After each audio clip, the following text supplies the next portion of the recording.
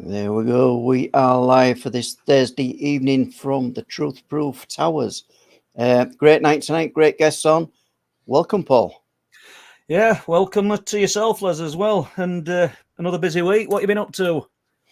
Well, we're getting sequences together for the next production working title of Wolflands 2. Very exciting title, I know, but it'll be retitle. So we're getting some first cuts, first edits done on that footage that we'd already filmed last year, Paul. So all good. Yeah, lots more to do, isn't there? But yeah, diving straight into it, aren't we? And I'm really looking forward to speaking to Carl and Jeff tonight.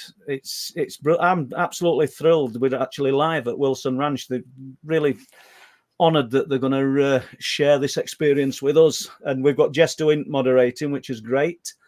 And yeah, we'll go in the chat tonight then, Paul. Let's see if we can pull some names out. Once again, remember, there's a load of names I won't be able to see, but we've got Jeremiah Abbott, Stargazer, Steph, the Disabled Welshman, Ralph Winter, Revenant, Irev, Martin Abbas. Hi up, Martin. What we got? They're all flipping through. Kevin Pearson, Linny's in. I was with Linny last night on Cliff Tops. Tom Waters. If Linny's in, Pete will be in, but Pete will be lurking in background. And he's got me saying it now. Max Sue. Alex Thompson. Alex were with us as well, so that's great. Great to have your support. Bridget Van den Bosch. Fred Flintstone. We've not had Flintstones in before. We've Barney Rubble. We need him in as well. But hiya, Fred. And yeah, Ralph. And there's much more. There's loads more names, but I can only see, a small number. Stargazer Eternal. But thanks for the support, guys. Deb Shaw and Billy G. As fast as I stop saying it, another one comes in. So just go to those guests. Yes, I'll just echo that. Thanks for all the support that you give us each and every week, Paul. So that's great, isn't it? It is. Really, Steve Tees, Nuki Brown, they're there again. Rivington Pike Beast. Yeah, let's stop. And if you're new to the channel, let's hope you enjoy it. Without further ado, I'll be off screen and I'll come back on with any questions that people in the chat may forward to us and on your guest tonight. So I'll disappear and we'll bring Carl and Jeff on. Hi, Jeff. Hi, Carl.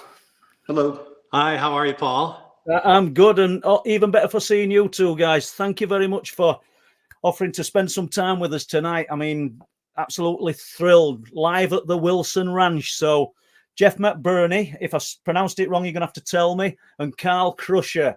And we're talking all things unexplained because we're in the right spot here. And welcome to Truth Proof.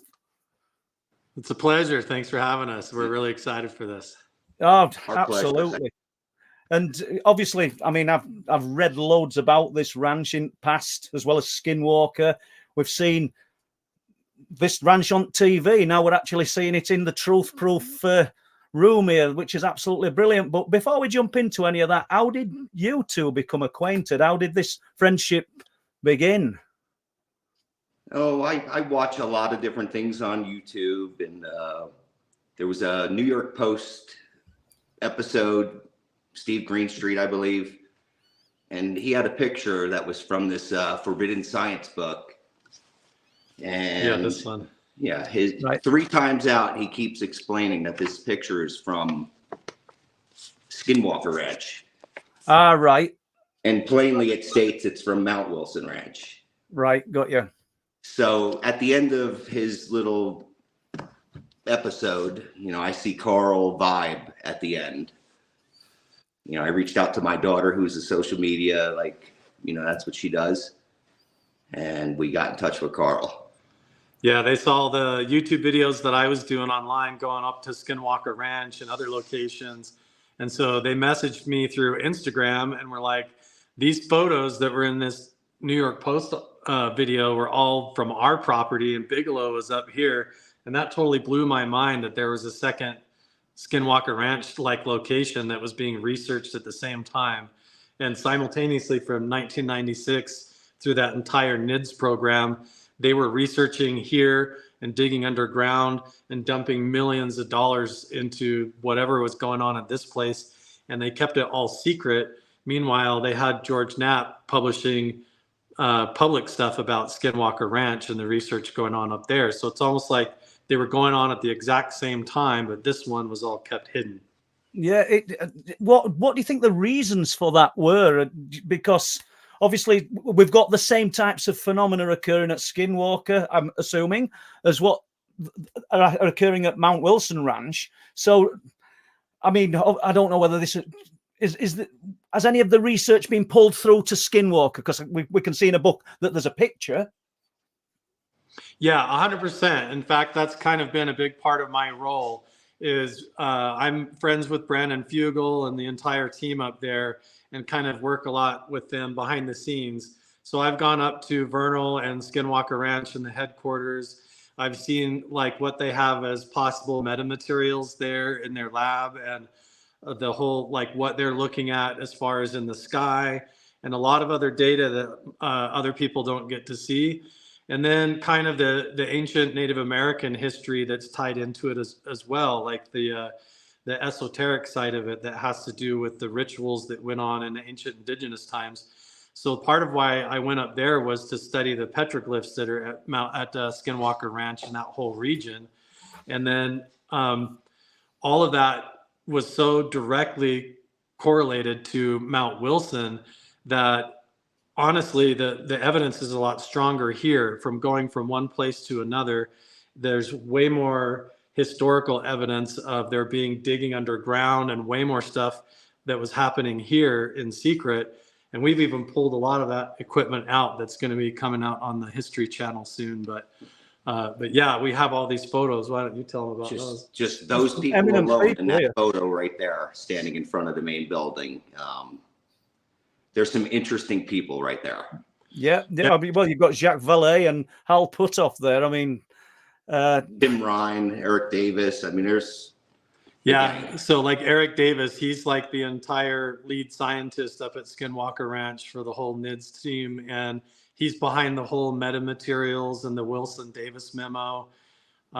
Dr. Tim Ryan, he had millions of dollars in patents to do with anti-gravity and phased array directed energy weapon systems and all kinds of stuff, way beyond the $22 million they talk about in the media.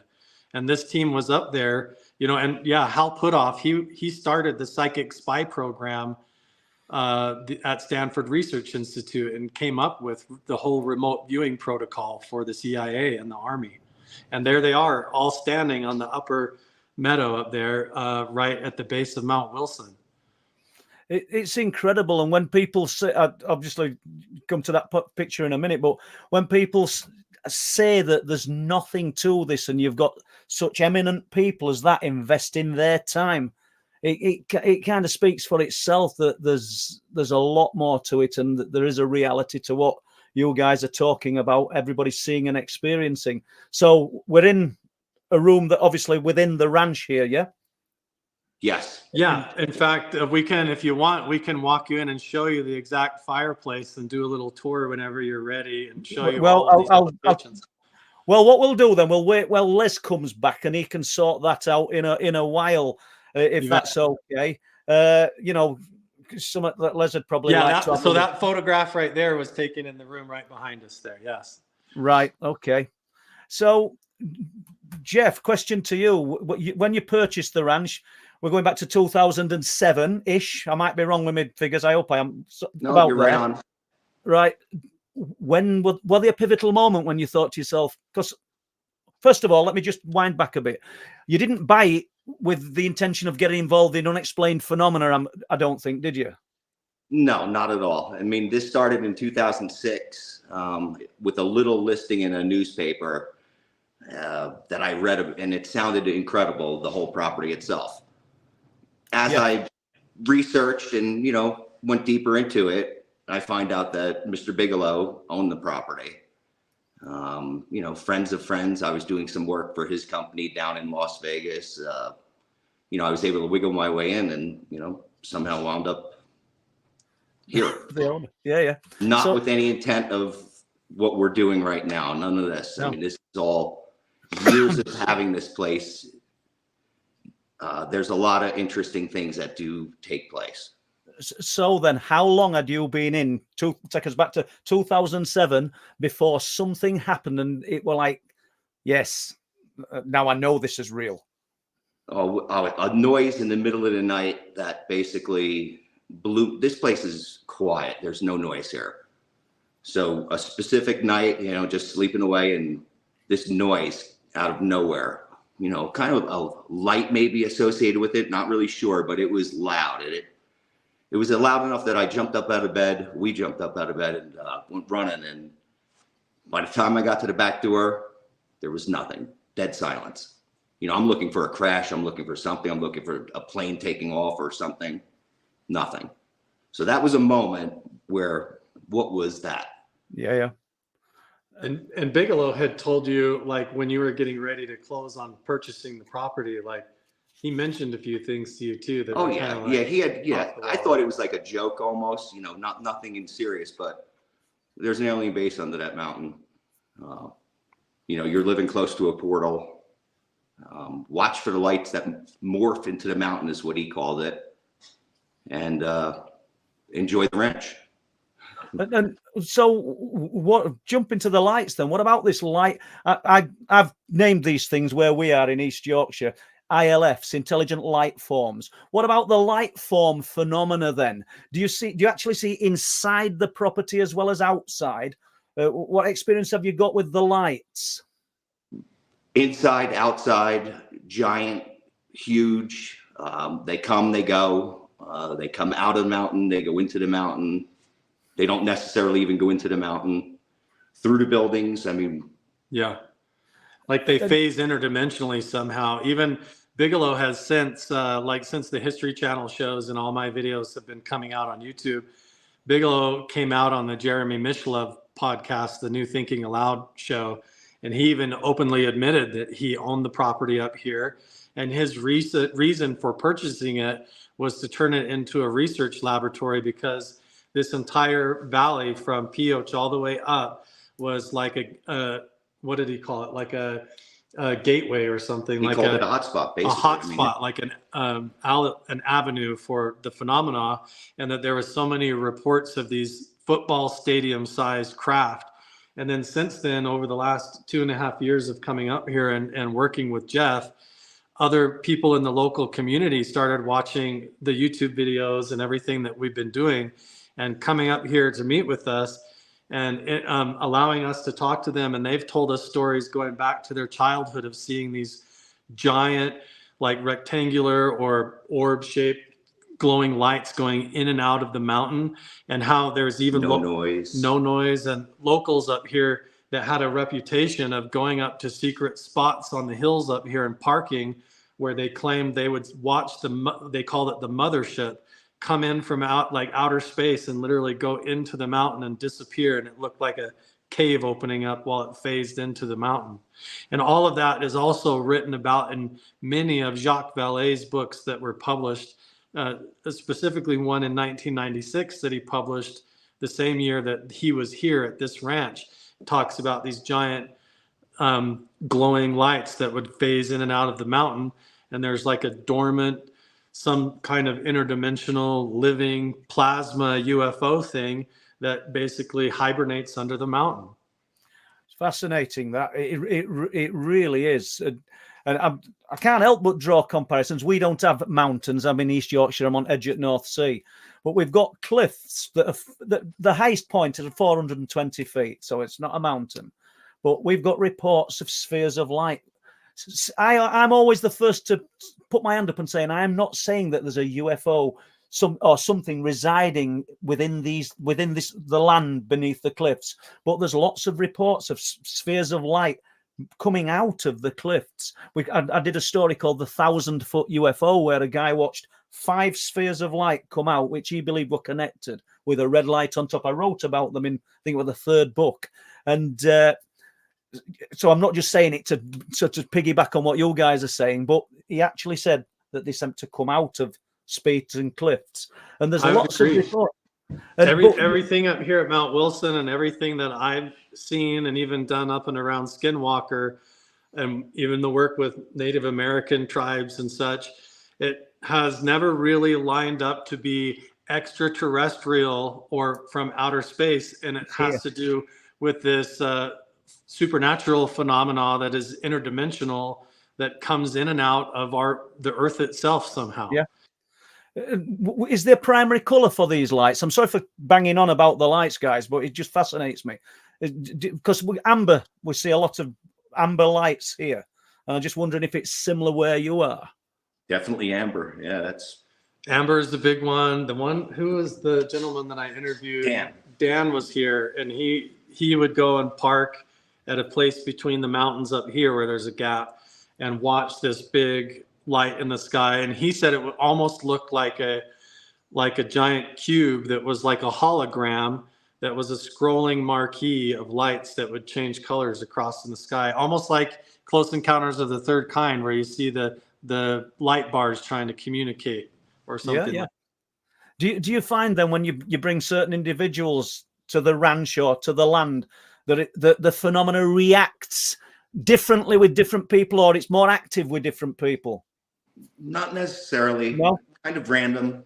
Right. It does seem to sort of know, like when we have done, and it's all pseudoscience, but when we've done like the paranormal stuff with spirit boxes, or other groups have come up, it will say like our names. Like when I've not been here, it said my name, Carl, through the spirit box before. And then one time when we were down in the lower meadow, it said both of his parents' names. And then it said Jeff's name, his daughter Jordan, and then my name, like all in a row. And so it has stuff like that that's like communicative or interactive. Reactive, and almost like it knows and is talking to you in a strange way. But as far as like it being triggered by specific individuals, it hasn't seemed to like pick or choose too much. No. Although some people seem to experience it. Most people seem to experience it as a really positive thing that opens them up and helps them like remember their childhood or heal things. Like they have a really great experience. But some people come up here sort of sarcastically, like it's a joke, and they don't have as much fun. And then they end up, a lot of them leave early and don't like it, because then they realize it's not, it reacts somehow in a way according to their intentions. Yeah, and I've spoken to Native American Indians, and I know you will have spoken to a lot more than me, but that's the kind of vibe that they gave me when I were looking into an area around here at Flixton about the accounts of the Flixton werewolf. I was likening it to the skinwalker type thing that is seen, and they were saying it depends on the intention of the individual when you go to these places, and you've just echoed that. So yeah, it's I'll go on. Sorry, Jeff. I was going to say there's our answer to why we feel that I'm in position here owning this place now, and Mr. Bigelow is not in position anymore. Right, I got you. Yeah. There is multiple people that have been told by Bigelow himself that when he was here, right when he decided to sell the place, that he had like a sleep paralysis incident in the room across here, the one that I'm sleeping in right now.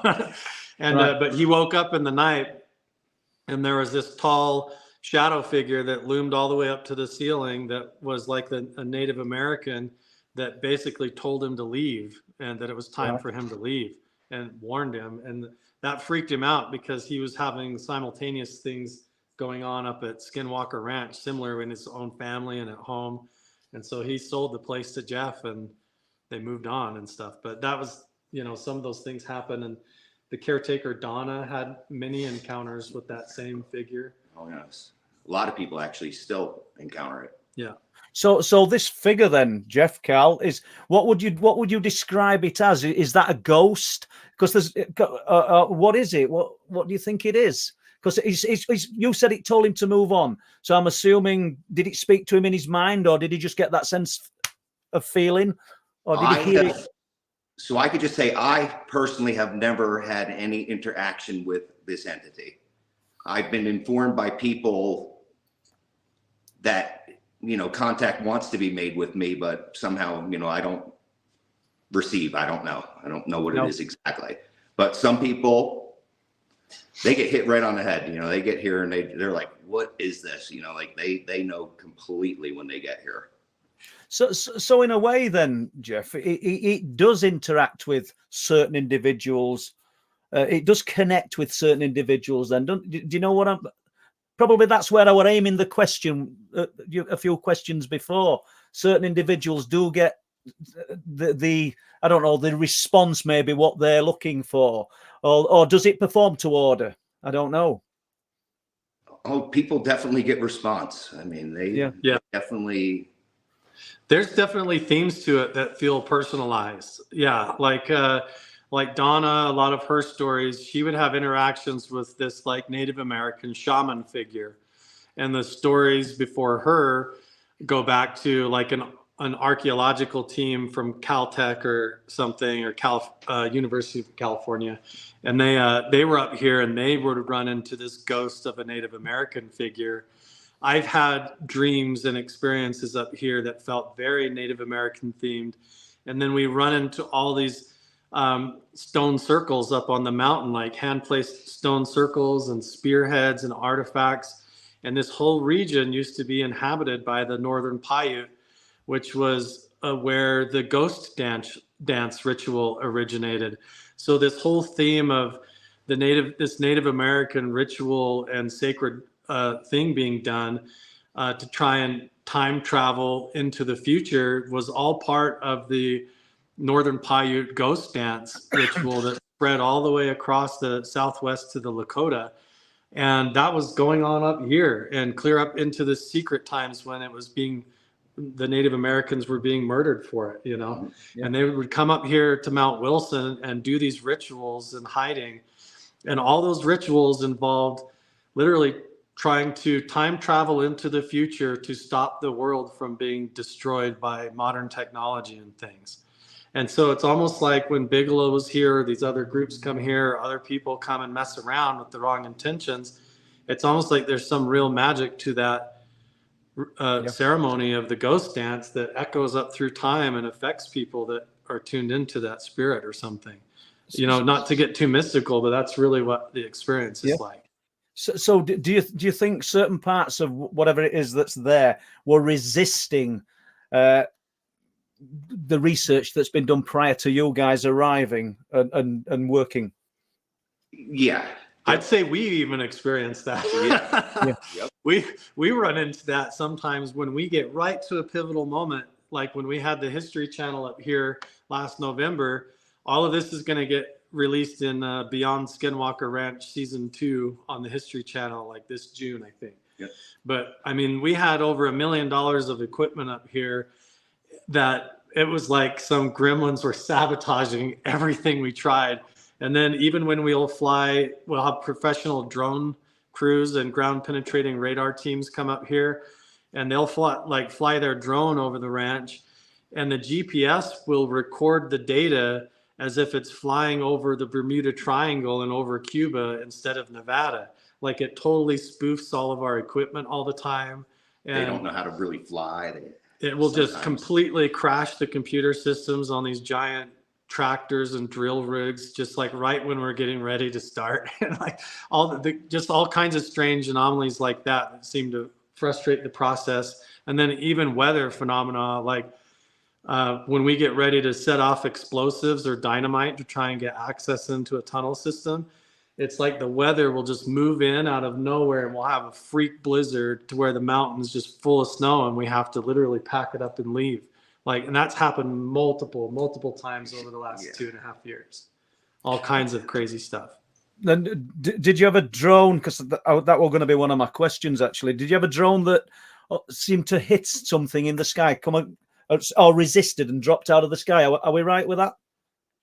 Absolutely. Yep. Yeah, we had the same team Xterra, was that their name? Xterra? Terra Exploration Group. Yep.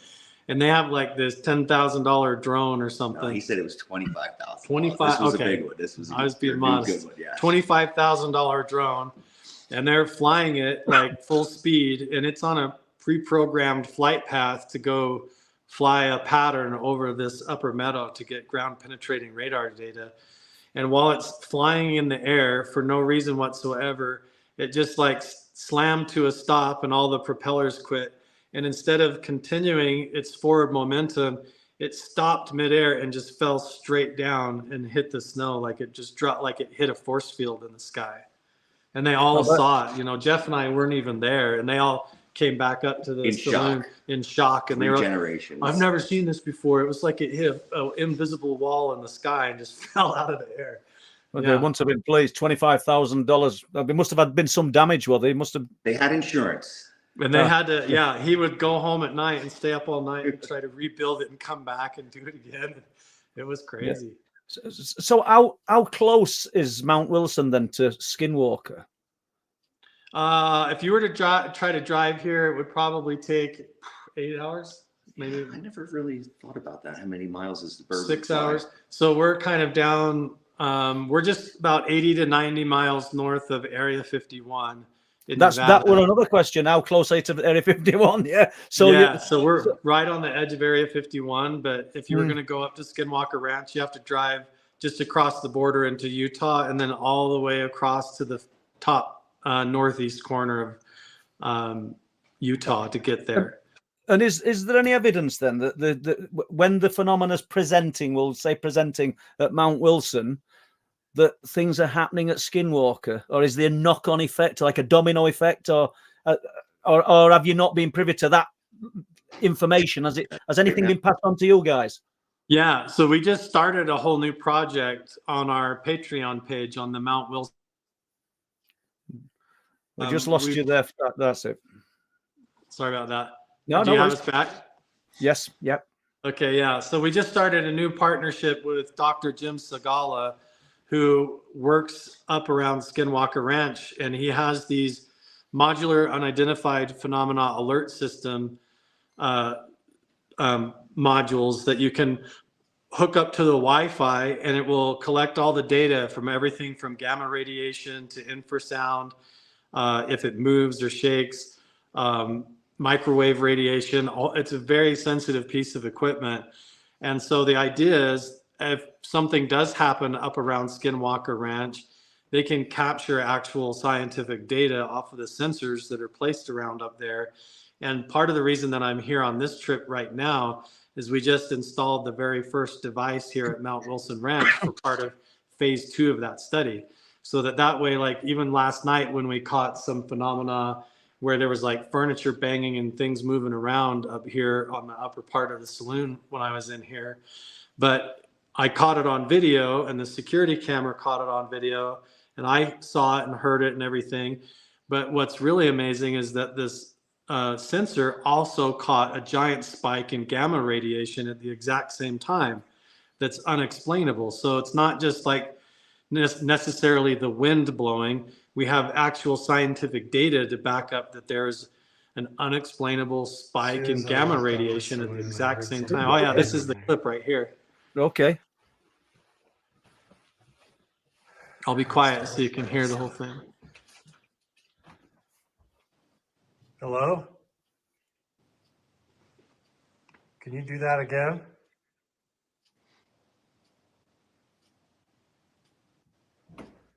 Whoa.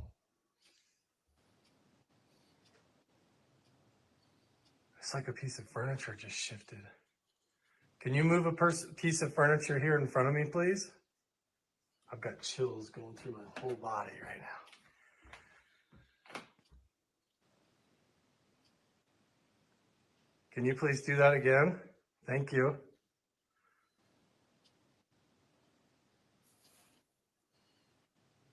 I got my heart pounding a little bit.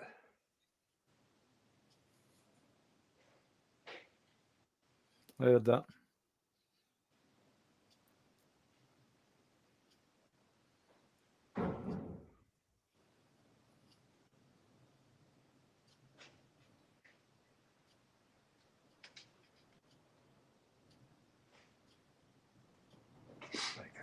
That could have been the wind.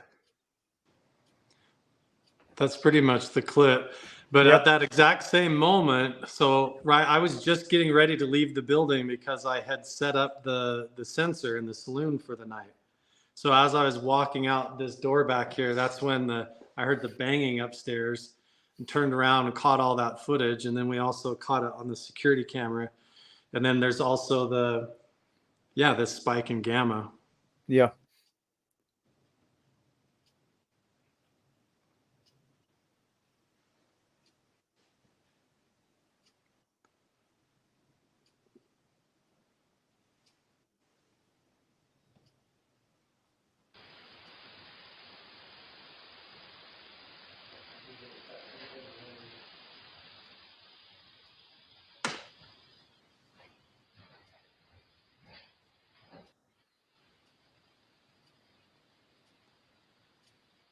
This clip might be all of it. Yeah, Yep. that's after the noise. Right. Thanks, Les. And I take it there were just you and Jeff in building. Who else were in? Actually, Carl was in the building. I was over in my house with myself and Nick Knack were over there. Carl was, I give him free rein around here a lot just so he can understand what we experience on a common basis around here. So while you've been there then, Carl, have you been doing this nightly? Have you been sort of trying to experience and trying to capture? Yeah, I like using myself as bait a lot. So like I'm sleeping in the same room where we call it the Shaman room, where Bigelow had that experience where the ghost appeared to him. So every night when I go to bed, I'm like trying to see if anything like that occurs and paying attention if I wake up and have a similar phenomena happen. But then also like when I'm up here, Jeff has me a lot of the times be the one to come over alone in the buildings and turn all the lights off and go down and check stuff. And he just says, you'll see, and just like, cause he wants me to experience it, cause they live up here and do it all the time. And when I come in fresh and go through and look for things, it's and then it lines up. Like when first time I was up here, Jeff had me go down to the lower bunkhouses, the hotel by the meadow. And I got down there and went in the room, and then there's like a smell of coffee and cigarettes in the room. And I feel this like energy go through my body that feels like cobwebs.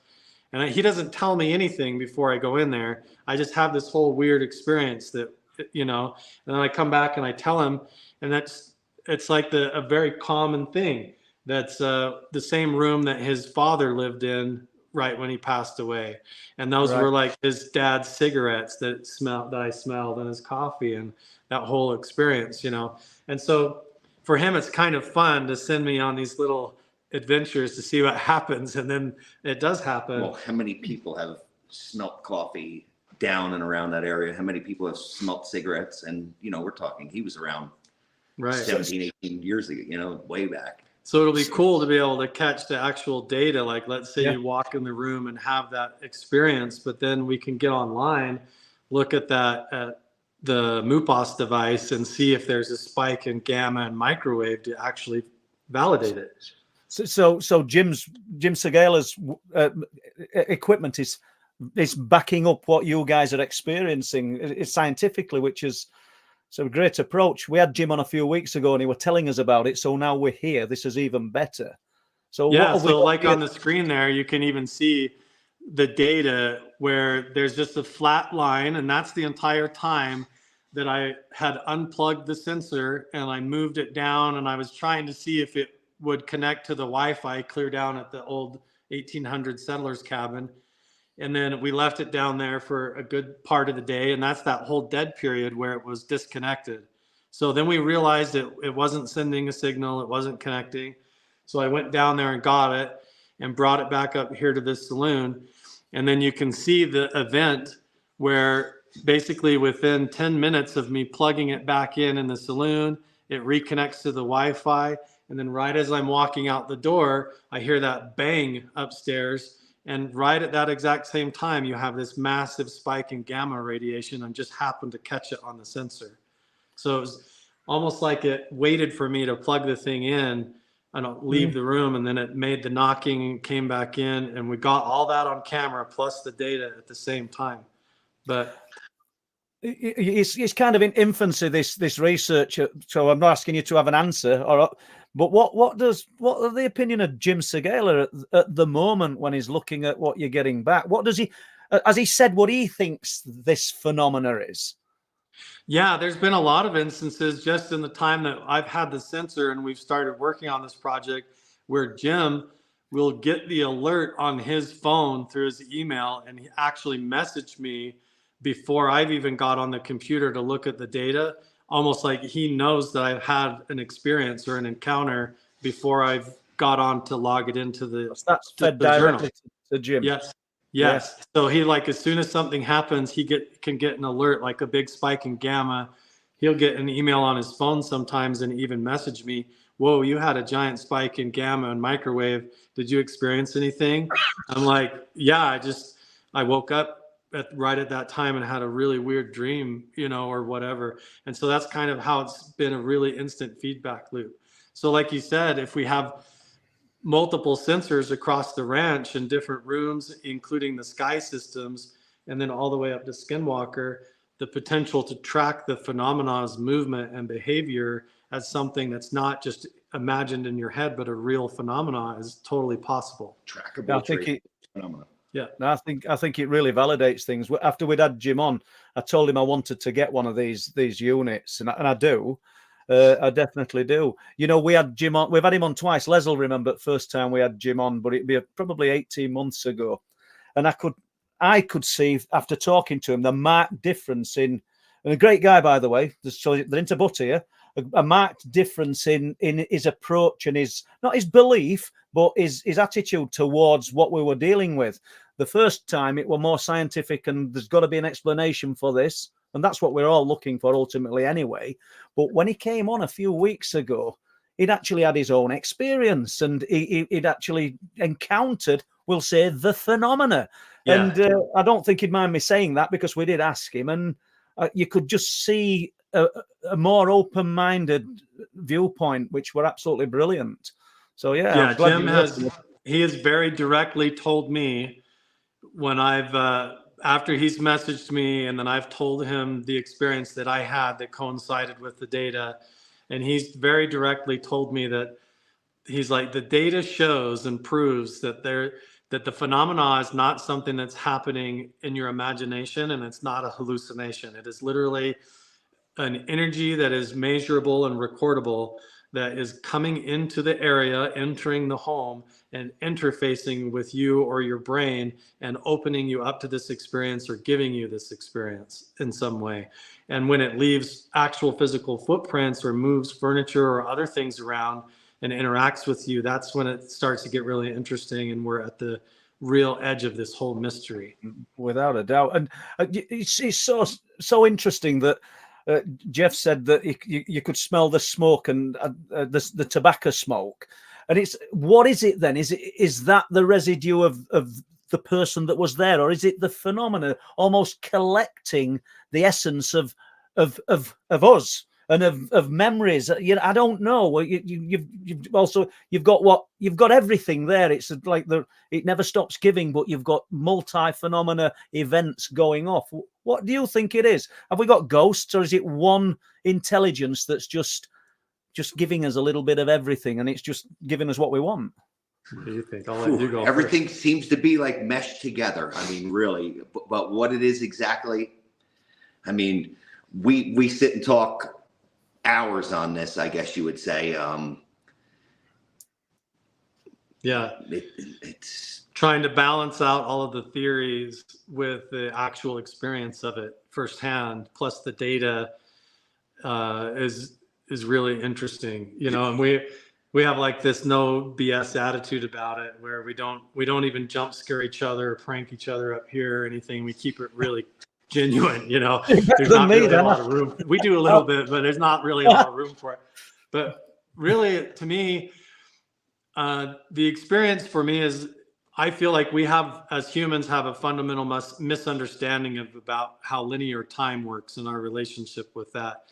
My experience with the phenomena, whether you would call it like alien abduction type, or even sleep paralysis or paranormal ghosts, all feels like it's interrelated and correlated together with the same thing. And for me, it's almost like stepping into a wrinkle where linear time isn't just a straight line or perfect groove on the record player, but it's more quantum, where the past and the future and even parallel dimensions and things like that sort of overlap like a prism. And some people, you know, don't experience that really well, or their own consciousness might attach like a radio antenna onto a specific energy of that. And other people learn to develop skills to explore that. And so I've done a lot of work with like the gateway process from the Monroe Institute. I do a lot of training with meditation and remote viewing and all that. So I experience it all more like I'm stepping into a quantum time field, like where the past and the future are all overlapping, and I'm just an antenna in the middle of that, like exploring those dimensions. And so to me, that's how I look at the phenomena, whether it's a ghost or what would appear like an alien. To me, that's more just looking into echoes of the future or the past that are blending into our timeline. Fabulous way to look at things there. And I'm not jumping away from that, but I've just noticed that Jeff's got a Mount Wilson Ranch hoodie. Do you sell this merchandise, Jeff? Oh, we're starting to. You know, Carl's helping me out with a lot of... You've not asked me for that. I've just noticed the hoodie. I'm just looking what it said. Yeah, that's great. Yeah. Thank you for noticing. My friend Paul will be very happy. He made me up a group of these things just to, you know, wear. People make us fan merchandise all the time, but we do have an Etsy store with shirts and hoodies and hats and coffee cups, kinds of Mount Wilson cool stuff on there. Well, when you come here, you get the direct stuff. Yes. Yeah, that's fabulous. I'd normally say, obviously we've still got loads of time to go, but I'd normally say, tell us about your YouTube channel, Carl. But I think it's probably known about worldwide. But just fill us in a little bit before we carry on with Ranch about the channel and what. Sure. Yeah. And I'll tie this back into kind of my side of how Jeff and I met. Yeah. So before I met Jeff, you know, I went down this journey of starting to learn remote viewing and the meditations and all that. And that took me up to Skinwalker Ranch. And so I started, you know, as a filmmaker independently documenting all that.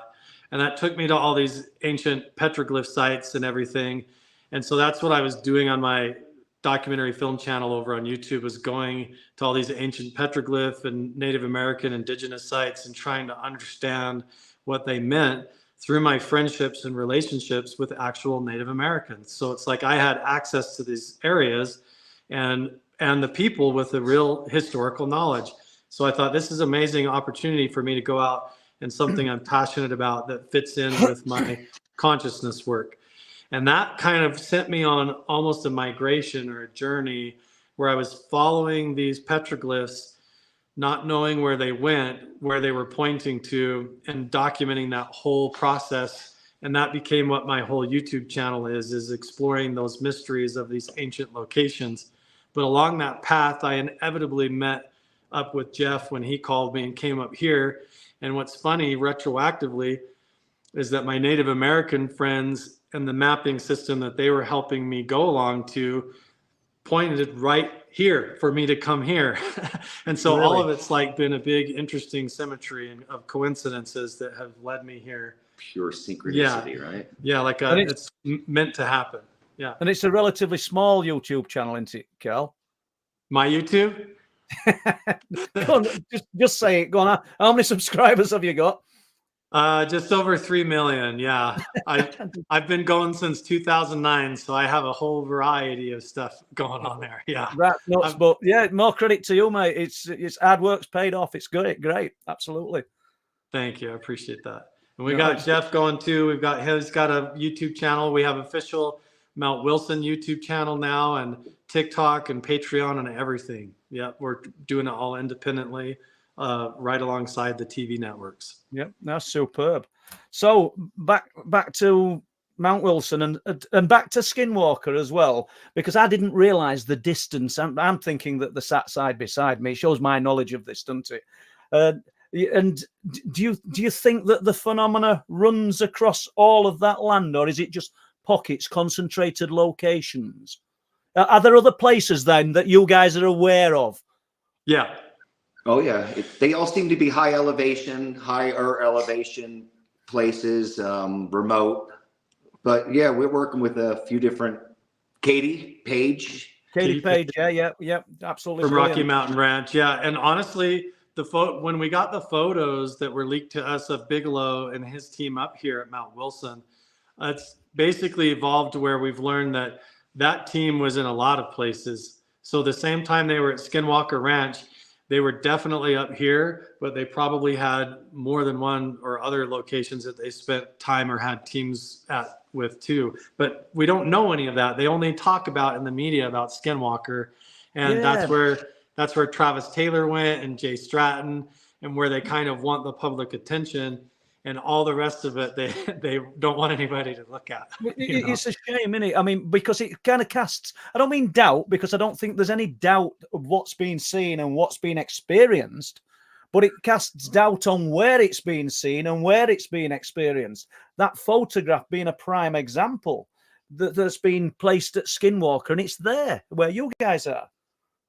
There's even a lot of evidence that going clear back into the 1940s and 50s with the Roswell crash, that there was archaeological teams that had to do with the early stages of the MX missile program. So before Bob Bigelow was up here with the NIDS team, Ronald Reagan had the Star Wars program. Researchers were up here, and the MX missile program. And then even before that, there's rumors of all kinds of different groups. So even clear back before Area 51 existed, there was the owner of the property up here was a state senator, and he had a big mining collective and operation going on up here too. And so there's layers and layers of it that show. And even in this book, like Jeff brought this book that Jacques Vallée published in 1996 when they were all up here. It's called Fast Walker. And in this, it's a fictional book, but it tells the story about how they basically came up with the idea of the crash at Roswell, New Mexico, to pretend like the aliens were coming from outer space in flying craft. And really that was to hide an archaeological dig in Nevada where they were recovering metamaterial out of the ground in Nevada. And they, even in this book, he talks about how they sent it to a news reporter in Las Vegas and lied to him and told him it came from Roswell when it really came from an archaeological dig. And it's all in this fictional book, just like what happened here.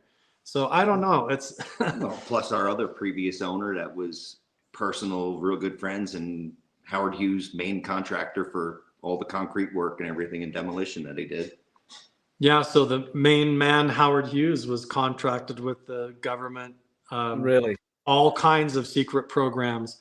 So they were trying to develop technology to assassinate Fidel Castro under Richard Nixon as the president. And Howard Hughes had all those secret program budgets and funding to do that.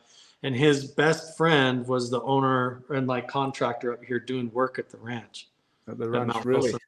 Yeah. Have you ever, I don't mean by the phenomena, I'm on about by some agency. Have you ever felt threatened, or have you ever been warned?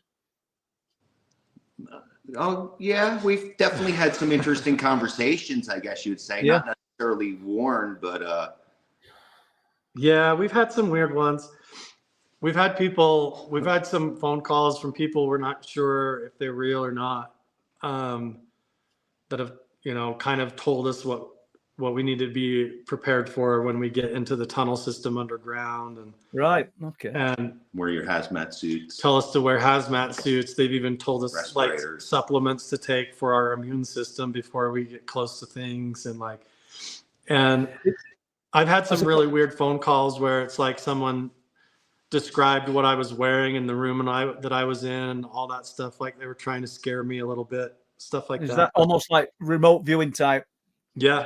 Yeah, but I just did it back to him. So I told him what tie he had on and what was on his bookshelf and what his desk looked like, and he hung up the phone on me. I guess it's hard to decipher. I suppose if somebody's nailing you down to a T with what you're dressed in, then there's some accuracy to it, but it's difficult, isn't it? I was looking into an aircraft crash over at North Sea in 1985, but it crashed in 1985, and I received a phone call telling me to stop looking into events over the North Sea, and it is unnerving, because you think, is this somebody just, I don't know, just some phone call, just a random bit of a wind up, or is there somebody onto this and actually wanting me to keep my mouth shut? But it's difficult. But it's not going to stop you, is it? Well, the black choppers circling every once in a while as well. All right. On flight path and then directly making 2 circles around. Yeah, when we've had film crews come here, like even the History Channel, both times we've had mysterious helicopters show up and fly over, and they have pods hanging down underneath them. And one time we've been up here and there's even a guy hanging out the side that looked like he had a big camera on him and stuff flying around. We had different stuff like that. It's a bit expensive to put an helicopter in there, isn't it? We're talking a lot of money, and especially if you know where we're located. I mean, we're out there. We just kind of laugh at each other and we say, "Oh, we must be getting close." Yeah. But again, I only bought a place in the middle of nowhere just to be not bothered. So have there be anything, and there is like reaction to whatever we're doing, it's not by fault. It's only it's circumstance. It's exactly what would you say then, Jeff, if and people said to you, well, the exotic type craft that people are reporting is something from Area 51, it's man-made, or and I'm not saying it is, by the way. I'm just what's your views on that some of it could be man-made technology? Anything is possible. I mean, that's exactly what I would say on it. Yeah, even the potential that, like, if there is something interdimensional actually under the meadow that's like 200 feet down that's transmitting a signal, we have a lot of data that backs that up. There's also, on top of that, a lot of evidence that these government teams that came up here, maybe even Bigelow, put technology in to monitor that. It was either they installed stuff in the lower meadow, like some kind of a phased array grid system, a giant sensor in the ground, or it's a radio antenna transmitter. We don't really know what it is, but a lot of the stuff here goes way back, because we have a lot of artifacts that you find that's way ancient older. people, Yeah. way older. And that's the answer I usually give when people are talking to me about this location here. The phenomena, whatever it is, as it goes much further back than the military tech, should we say? I mean, it really does go a long way back. Like, this place has always been important and always been interesting. Even the petroglyphs here that are carved down in the lower valley here, they were carved by the same Native Americans that lived up here in ancient times. And some of those are over 10,000 years old. And so they would have migrated down into the valley by Groom Lake in Area 51 during the wintertime, and then come up here in the summertime or for rituals and things like that. But there's ceremonial artifacts and spears and stone circles and things up here that indicate that they always considered this place special, and they knew there was something here. And there, even the sword that Jeff found up here, there's been so many different groups up here, and they all seem tied to this knowledge of esoteric information. Like they knew something was magical about this place, or something was underground, or something like that. Like even this sword that Jeff found up here is like a type of Freemason ritual initiation sword that you would be doing ritual initiations for a private group up here that might be involved with the burial. But like, what are they doing clear up here on the mountain? What was so special up here that they would have done that up here for, and then left their sword behind? But there's such a rich history going back, like you just said, thousands of years, and there's so many similarities. We're getting reports, and a lot of the activities around burial mounds, the ancient earthworks, probably going to be different to your part of the world, but it's the same type of thing, isn't it? You've got the stone circles, you've got the petrographs, isn't it? Yeah, petroglyphs. And yes. We don't have that, but we've got lots of standing stones and earthworks, and you can see where the ancient peoples have sort of revered the land and buried their dead in these places. And there's loads and loads of similarities. But just winding back briefly, because I just want to see if there's any questions in a moment. But you were talking about you didn't know whether anybody had put any monitoring equipment below ground years gone by. What a frightening thought to think that there could be monitoring equipment within that ranch now, actually eavesdropping and picking your brains and what you guys are discovering. Is that something you've ever considered? Oh, that's one of the main reasons why we're here. You know, I live on top of this thing, and you know, again, I've been explained as this: it's like arsenic. In small doses, it's okay, but overall, it's poison. So apparently, what I might be living on top of in small doses, it's okay, but you know, What I'm meaning, Jeff, is do you think there's any monitoring equipment left behind in that building that could be eavesdropping on your work and your research? That's probably right in our phones, right? Yeah, that's everywhere. I'm not even concerned about that. We make a big joke about even that. the what we've discovered that might be buried under the metal, like the big technology phased array stuff. That could be part of a much larger system that's designed to do that, like either globally or regionally. Like imagine if we're talking like Project Bluebeam, the ability to project the phenomena into people, you know, was all being developed and tested along the same lines as them apparently trying to find proof of the phenomena in extraterrestrials. So we don't know how much of this is like how much UFOs and aliens and the paranormal were used as a cover story to hide technology, except for the fact that our personal experiences all seem to coincide with these Native American themes, and the artifacts seem to indicate that the phenomena has been here way longer than the technology could have existed. So way more, maybe tens of thousands of years older.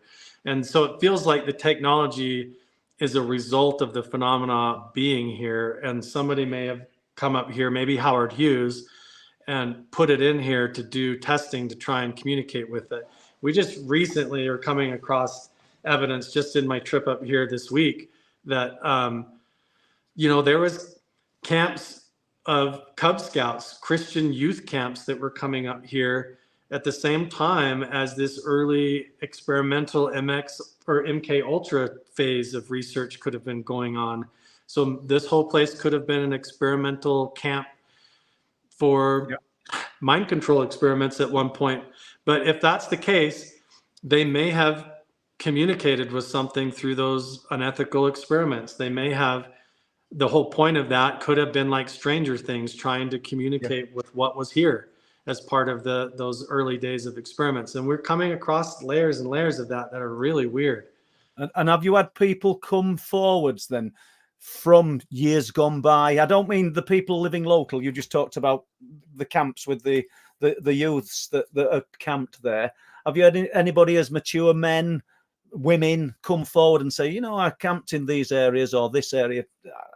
I know if you haven't, there's the potential it's going to happen, isn't there? We have people that are questioning it. They're not sure. You know, it's like a lost memory, I guess you would say. Yeah. Okay. I know that when I was a kid, as a youth, I grew up in the Mormon church. And when I was a Cub Scout, I was taken and put on a bus and taken out, driven clear out into a secret facility in Mud Lake, Idaho. And it was a secret genetic modifying laboratory where they were crossbreeding the genes between spiders and sheep to try and spin the milk and the wool into making a type of advanced Kevlar for soldiers. And I was a little kid out there just shoveling the manure out of the stalls, you know, for the Mormon church and the Cub Scouts. But there's a lot of evidence that stuff like that was going on up here for some sort of activities or maybe research going on here too. But we think that the facilities above ground are kind of a cover for what could be in the tunnel systems or rooms that we're looking to get access to underneath the ranch. Well, what we'll do, if that's okay with you two, we'll get to some questions and then we might dive below ground and you can tell us a little bit about that. Is that okay? And we'll see whether Les has got any questions lined up or Jess has fed him any. Thank you. Hi, Les. Great. Yeah, hi guys. Great show tonight. And we've got some really, really good questions in. And I know you guys are probably up for answering some of these. I'll put this first one on the screen from Bob. Carl, I heard some chimpanzee-like noises on the outskirts of the Moab, Utah. Have you heard anything like this? And if so, what was it?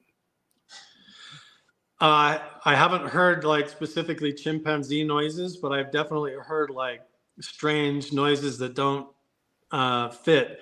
I was in a place called that I've nicknamed the Magic Mesa to hide the real location. But I've been down in there with other people, and we all heard what sounded like a Native American kind of like yelling and talking, riding on a horse that went past us and rode through us. But you couldn't see anything. There was nothing. It was just like ghost noises. And I've heard other things like that when I've been out in canyons, like strange sounds. And so, I mean, who knows? Strange chimpanzee noises. Maybe it could have been some bobcat or something squealing, or who knows? There's lots of weird critters that live out in the canyons in the desert here. Okay, I'll got another one from Lee Roscoe.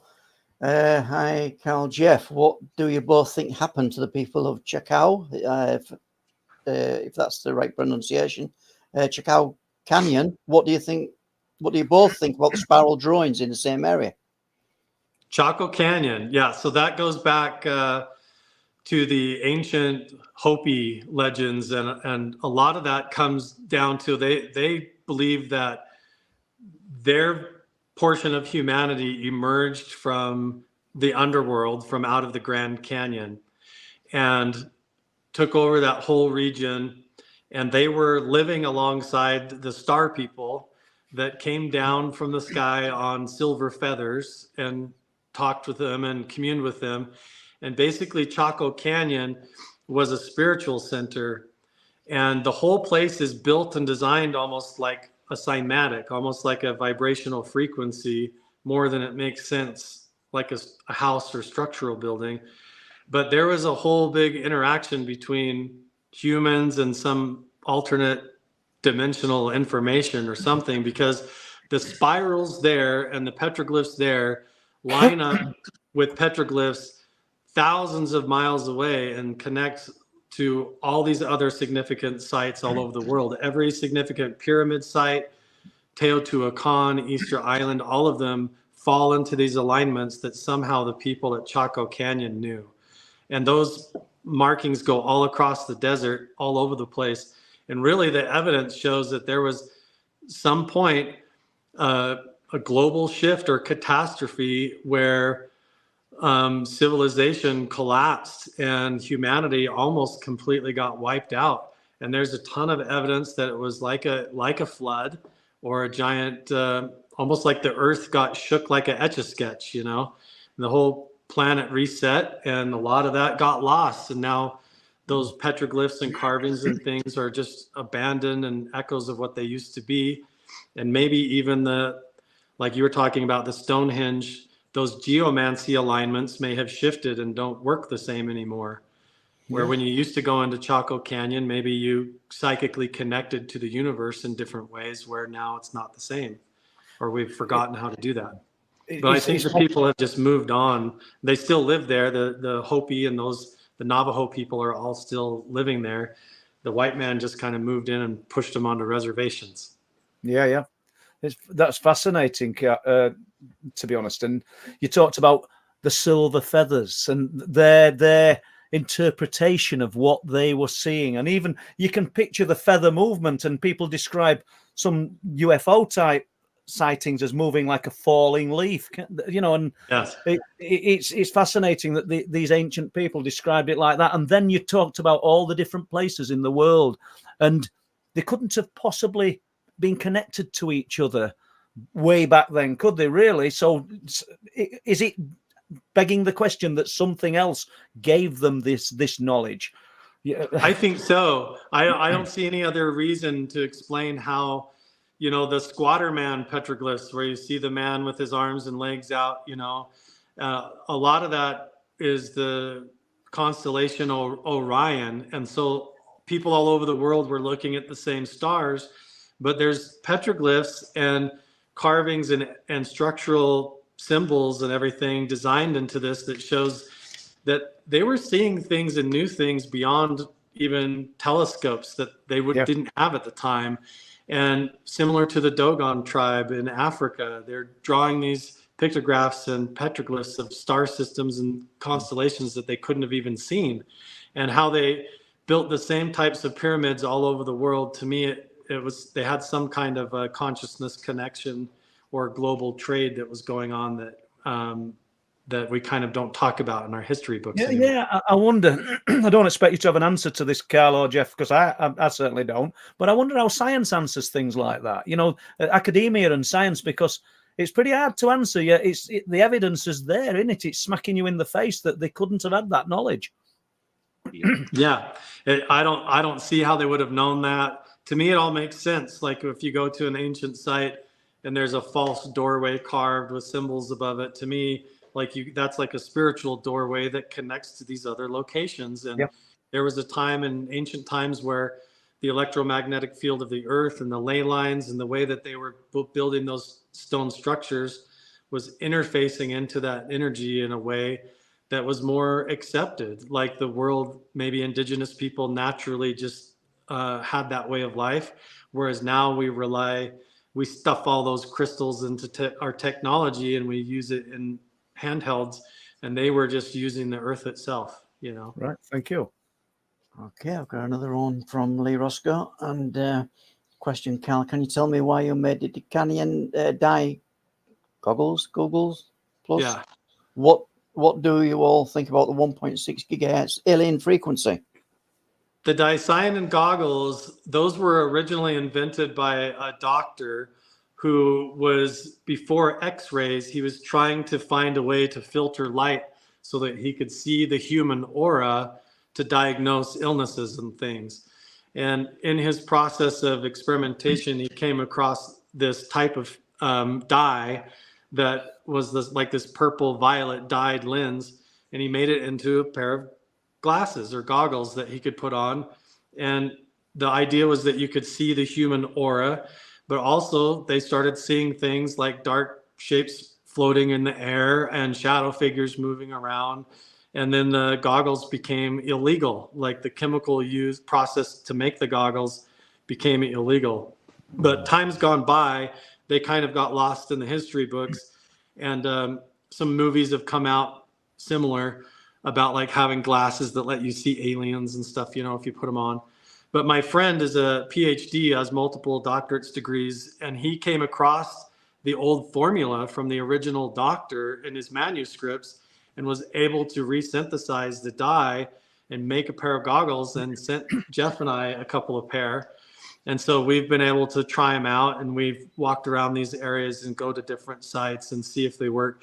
The difficult part is it's really hard on camera when I like film with my phone or something through the lens. It doesn't have the same effect as like what it does to your eyes and your consciousness when you put them on. It's different. But yeah, when you put them on all day and walk around, sometimes it like adjusts your field of vision. It's like a primitive version of thermal goggles or something. It's interesting. I know we're doing questions, but I'm just dying to ask, have you seen or experienced anything, Jeff, while you've been wearing these goggles? Myself, no, but we had one of these gentlemen that it was unbelievable. As soon as he put them on, we almost couldn't catch him. He went off chasing some thing. Yeah, Really? he said he swore that he could see this like a green shadow that was moving between the trees, like just for fun. Because I was like, well, this will be entertaining. You want to try these out? And he put them on and started looking around, and he went off on his own and hiked halfway up the mountain. And it was Odie, the ranch dog, that basically followed him up and brought him back. But he was chasing this shadow all the way up the mountain, like with these goggles He was on. completely Obsessed. Yeah. positive he was chasing something. So. Yeah. Really? He came back all out of breath and sweating and took them off, and he was completely different. Before that, he was like making fun of me like I was a joke, like I was some kook, you know, up here. But he put those on, and he's been not the same since. Yeah. Am I sorry, Les, but I just want to dwell on this for a moment. Am I wrong, or did the military use something like this and claim to have seen? Well, there's rumors that I've heard rumors that like in the early days in Vietnam that they had like a red version, a red filtered version of night vision, and that people in helicopter pilots were like shooting at stuff in the trees that wasn't there and things. And so they had to switch over to the green. But I don't know if that's true or not. Yeah. Right. Okay. Go on then, let's. Jeremiah Abbott is saying, could there be a cave system connecting the two properties? I guess I mean Skinwalker and Wilson Ranch. Well, where's Dugway? Yep, Dugway's right in between us, kind of. Yeah, so Area 51's like 80 miles south here. And then if you draw a straight line between Area 51 and what they call Area 52, there's a whole other secret air base and military facility that's across from Provo, Utah, up there out in the Salt Flats. Straddling Nevada, Utah. And it's right on the border of Nevada and Utah, and they call that Dugway Airfield. And there's a lot of stuff that goes on out there. But Mount Wilson Ranch is right underneath the flight path between the two. So if they're flying secret craft above the ranch here, they probably have railways and all kinds of stuff underground too. But I don't know as far as connecting caves like natural volcanic tunnels and cave systems. It's possible. I mean, when you get into the underground cave systems and even the man-made mines that are in the mountains up here, they'll go thousands of feet into the ground, like a whole honeycomb into the earth, and there could be anything down there. So it's possible. I know that there's jaguars from South America, from the Amazon jungle, that show up in the desert in Arizona walking around all the time because they assume that there's some sort of a lava vent tube or cave system that these panthers and jaguars occasionally will pop up in Arizona and New Mexico. Really? Yep. Fascinating. Go on, Les. Do you want another question, guys? Yeah, throw one at us, one more, and then we'll dive below ground with Jeff and Carl. Martin Abbas is asking, what is the mountain plasma? If the mountain plasma is energy and an ILF going into it, it would be destroyed. So it could be an interdimensional portal, i.e. things going in and out of the portal. Yeah, what do you think the UFO is made out of, if that's what it even is? Yeah. Well, again, if I was explaining it, apparently whatever it is, if it's solid, it goes into a vibration, and then it's a vibration, and then it goes into, disappears into the next side of whatever dimension, who knows. Part of what we're looking for is this metamaterial. So the metamaterial that like Hal Puthoff, Gary Nolan, all these guys, David Grush, that they claim, Travis Taylor, all of them are behind that metamaterial that's gone before the U.S. Congress trying to get disclosure. And they claim that they've got parts of recovered extraterrestrial craft or whatever.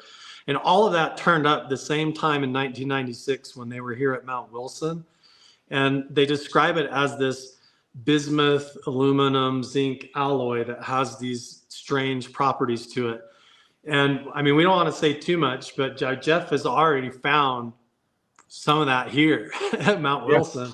And there's the potential of uncovering more. So what it's actually made of, or if that's just something that falls off of the plasma as it enters and comes into our reality, is it something it leaves behind? We don't know, or what it's really made out of. What I personally experience is mostly like a paranormal, kind of side effects of whatever's here, the vibrations, the pulsing energy coming out of the meadow and all that. But yeah, if it's a plasma or what it's made out of, to me, it's like can shift between physical and non-physical in different ways, and even affect reality in different ways. Have you ever witnessed these orbs of light or craft, or anybody said that they have actually dripping light? It's reported. See, it's reported. I don't mean where I am, but it's reported of various sightings. People in Rendlesham Forest, they reported that this object was dripping like molten light. I know that some of the metamaterials that they have alongside from what they say they got from Roswell, but I think they got from here. There's other metamaterials that they say was seen dropping off the bottom of an orb, and that was at Chris Bledsoe's house. His him and his son, I think, saw after an abduction experience, saw this orb of light leaving, and it was dropping this molten stuff off the bottom. And I believe that it was Lou Elizondo that showed up and took it. Right. Okay. I would. That what I was going to say. Then, was the residue left behind, or did it just dissipate? I think he gave it to. I think they collected it, and Lou Elizondo came and got it. Right. Okay. So, should we do questions in a while, Les? Or I'll catch a bit. I've got a few questions in, but if you want to move on with the show, I'll disappear for a while. Yeah. So, we talked, or you guys talked about below ground at Wilson Ranch. So, how far below ground have you got? Have you found caves, mine shafts, or old mine workings? What does it tell you? That what can we say? Well, if you can't, we've drawn a blank and we'll move on. We've dug a little. I mean, we could say that we're still looking for the main. We're looking for caverns. Yeah. You know. There's a lot to let us know, indicate to us that there's a vast tunnel system underneath the mountain here, and we're just trying to find. Around here, there could be a huge network of caves and tunnels underground, and just one small entrance that you crawl. You know, I was just going to say that. How would you find them? And I know relatively next to nothing about it. Would you put smoke pellets in and see if you can see vents of plumes of smoke coming out anywhere else? Or we've been much more extensive than that. Well, you can see my knowledge of it then, can't you? Yeah, there's a lot of work going in to try to figure out where. So we fly the drone over. We try to get the ground penetrating radar and the LiDAR data. And then that gives us an indication on top of what we go out and hike around and see. Like we'll go see what looks like a sinkhole. Like this might be an entrance, and maybe there's ancient volcanic ash around that might be a cave entrance or a tunnel. Yeah. And so then we fly the drone over, get ground penetrating radar data, and then that indicates that there's a void there that leads somewhere. So then we try to go up and we battle all the weather and all that stuff, and we try to use dynamite or tractors to get it back open again. And then we have all the difficulties and have to fight the ranch and everything, the blizzards and stuff to do that. But in the process of that, what we've run into so far, we can't talk about a whole lot because it's going to come out on the History Channel. But we've pulled out other previous researchers' equipment. So we've pulled out huge things out of the ground. That's good enough. We'll move on. I want you to tell us about the ancient artwork that you found on the rocks and what you think it's suggesting. I know we touched on it earlier, but take us back there because I don't want you to spoil anything for what's to come on your. It's okay. No, we've pulled a lot of interesting stuff out of the ground looking for the tunnel entrance here. We haven't got past other people's stuff yet. That's what we're in right now, but we're trying. But the ancient stuff around here. Just before we move from that, then, because I thought we'd done with it. Just before we move from that, what about? Sorry, no, we're not going into any detail. But what about then? What about trespassers? What about people trying to? If you said too much, you discovered something. You potentially could get somebody not muscling in, but trying to sniff around and take advantage. Do you have people coming on? Yeah, yes, we do, but we're completely open. We're open. We're trying to figure something out for, on our own. We're just regular people. So we're really trying to figure something out that's, at a level probably way beyond we could probably even imagine, I guess you would say. Yeah, rather than worrying about that, we're trying to have the front gate open instead. And we created a way like through the Mount Wilson Patreon where if somebody's dying to come up here and like, I can't wait for the show to come out. I can't wait till June. I want to come and see what you dug out of the hole. You can go on the Patreon and plan a trip and like rent a room and you can sleep in the shaman room and investigate it. If you're willing to sign the waivers and join the Mount Wilson Patreon Club, you can come up here and bring your own team and do your own research, because we're not like some other TV shows that, I'm not saying this about Skinwalker Ranch because that's No, not the no. case. But there's other locations where they behave that way because they're lying. They're just producing fantasy TV, television, you know. But we don't have that problem here. We specifically fight with the television networks like tooth and nail to try and keep the right to keep the ranch open so that other people can come in. We can continue to film our own YouTube videos and publish those live and share things that happen like last night, and they can't stop us. We want people to be able to come here because it's real. Like, we don't have anything to hide. People come up here and stay in the rooms, and we're just like, you tell us, and it happens. You know, we don't have to fake anything here, and it is what it is. It's a simple quest for myself.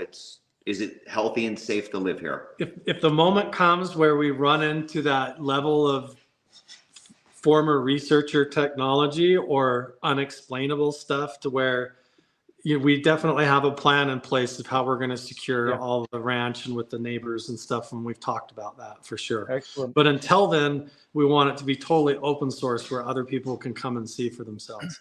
So I know we were going to talk about the artwork, but the actual building, the ranch, where you guys are sat now, and the rooms. Do you have a, after somebody's visited, if they experience something, do you have a visitor book or a diary that they can write in as well as relay to you guys? Yes. So there's the guest book, the sign-in book that everybody fills out and signs in. But now that we've joined with Jim Segal on the Moopos group, we can not only journal those events into the modular alert system team that we have also set up through that same Patreon page, but we can check and see if there was a matching gamma spike or microwave spike. So it's not just a story, but they get the evidence and the scientific data to back it up, whether it really happened or not. So yeah, the whole idea is we want to track those experiences. If somebody comes and stays here and has an experience, we're immediately going to check and see if we caught the scientific data to back it up and the cameras and all that. So that's the whole plan. Yeah. You know, last year, Jessa was doing moderating now, and her husband and my wife Mary, we went to Rosslyn Chapel, which is, if you don't know Rosslyn, it's got a rich history of strangeness. You know, the Da Vinci Code was said to have been written, kind of inspired by Rosslyn. And we stayed in the house next door to Rosslyn. It's called College Hill House. Jess will correct me, but I think it was 16th century house. And there's a visitor book. And they experienced, I didn't, they experienced something whilst in the house. I'm just looking through this book, and I don't mean every page has got strange bangs and bumps and ghosts, but lots of pages, lots of visitors. We had a visitation last night. There's another one. This lady says, I was laid in bed and laid there, and I'm looking up in the darkness, and there's a door opened up on the ceiling, and I can see light. And I'm terrified, and I'm rigid, and I'm thinking, good God, this isn't just in an entry book. And you know, I don't mean that this book were meant to be frightening. The house were absolutely stunning. It were a brilliant place to stay, but it were all there. And once again, it's next to a place of high strangeness. So obviously you've got that going off in leaps and bounds there, aren't you? But yeah. Yeah, that's the whole idea, is to try and start logging it and everything. And especially now with everybody comes up here. We have several other big YouTubers and people who have TikTok accounts now that they're interested in paranormal locations. And so they've arranged, and we have some of those people lining up to come and stay here. So that's like the whole plan. Yeah, open it up, let people come and see, and get what they get. If we catch data or they catch something, that's up to them. So there's a bar. Is the bar open as well then, Jeff? Not tonight. Only privately. Yeah. You come on over. We could have a little snip, whatever we like. Yeah, it's superb, isn't it? Yeah, it's like a Wild West saloon type bar, isn't it? You know, is there a chance to just pan in phone round to show people? Yeah. Here, I'll even walk you around if you want. Yeah, that would be take brilliant. You anywhere in the building. Any of the spots that those old historical photos are, we can walk around and show you. Yeah, please do.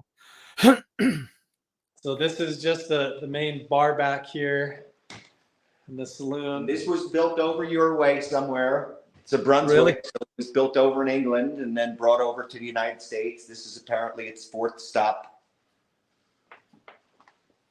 And so this goes all the way over here. A lot of history there, Jeff, isn't there?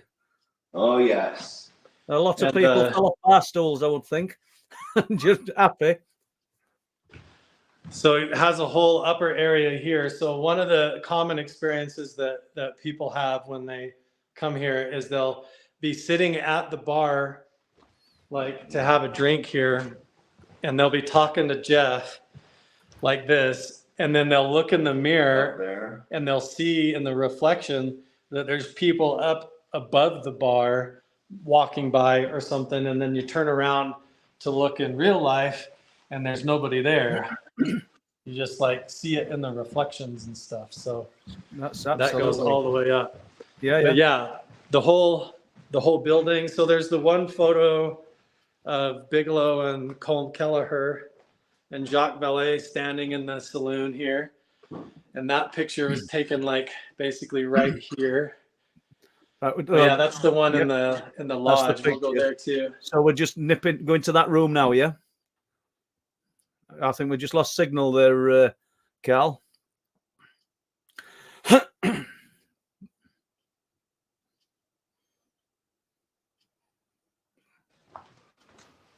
There, we're back. Yeah, we're in the room.